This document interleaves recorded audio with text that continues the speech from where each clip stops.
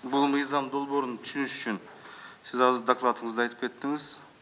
Сотко чейин даттанулар болсо, ушул даттануларды карап чыгыш мүмкүнчүлүк берет да.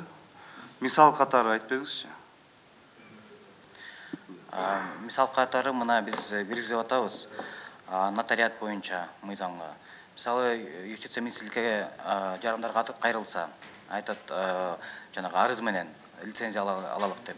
Бирок биз аны карабай четке каксап, ушул даттануу менен ушул жаңы мыйзам өзгөртүү кабыл алса, ошондо бизге кайрадан кайрылат. Административдик процедуралар негизинде дагы бир сага карап чыккыла.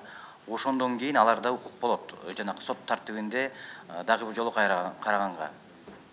Бир жолу кайрылып, эгерде сиздер терс чечим чыгарсаңар, аларга дагы бир мүмкүнчүлүк берилет, кайра арыз менен карап чыкканга сотко барбайлы, э? Кийин эгерде кайрадан терс чыкса, анда сотко барат. Ооба. Туура түшүндүмбү? Ооба, абдан туура айтып атасыз. Анткени биз бул нотариаттан башка тышкары башка багыттагы дагы ушундай мүмкүнчүлүк берилеби? Ооба. Жакшы. Кийинки менде суроо. Биз өткөндө улуттук кеңеш өткөндө бизде. Улуттук өнүктүрүү стратегия жөнүндө 2018-2040 жылга чейин азыр стратегиянын долбоору жазылып атат да. Ошол стратегия долбоорунда маселелер көтөрүлдү. Бир топ мыйзам өзгөрүлүш керек деп ал жерде жазылып атат. Ошол маселе боюнча сиздер азыр карап атасыңар, кайсы мыйзамдарды өзгөртүш керек, кайсы мыйзамдарды сунуштап, жаңы мыйзамдар болсо сунуштап, ошол жөнүндө кандай жумуштар болуп атат?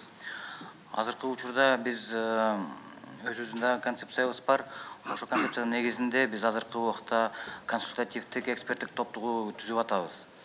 Ошол топтун ичинде мына жогорку кеңештин өкүлдөрү, президенттин аппаратынын өкүлдөрү, өкмөттүн өкүлдөрү бар.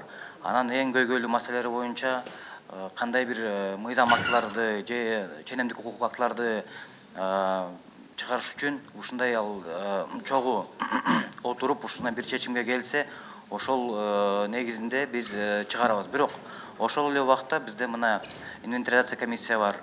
Алар мисалы ар бир мыйзамдын карма каршылыктары бар болсо, ошону дагы карап атабыз. Иш жүргүзүп атабыз.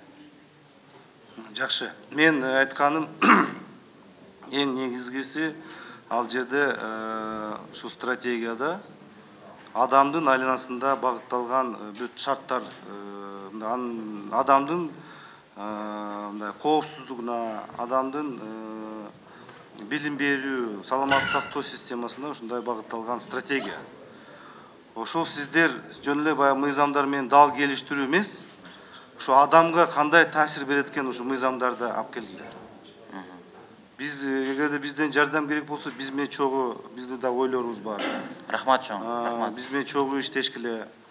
Жөн эле бир сөздү алмаштырып же бир точка запятаяны алмаштырыш эмес, адамдын жашоо турмушуна кандай өзгөрүү болот, анын өнүгүүсүнө, анын шартына кандай өзгөрүүлөр болот деп, мына ушундай мыйзамдар жазсаңар жакшы болот деп эсептейм да. Ийгилик каалайм. Рахмат.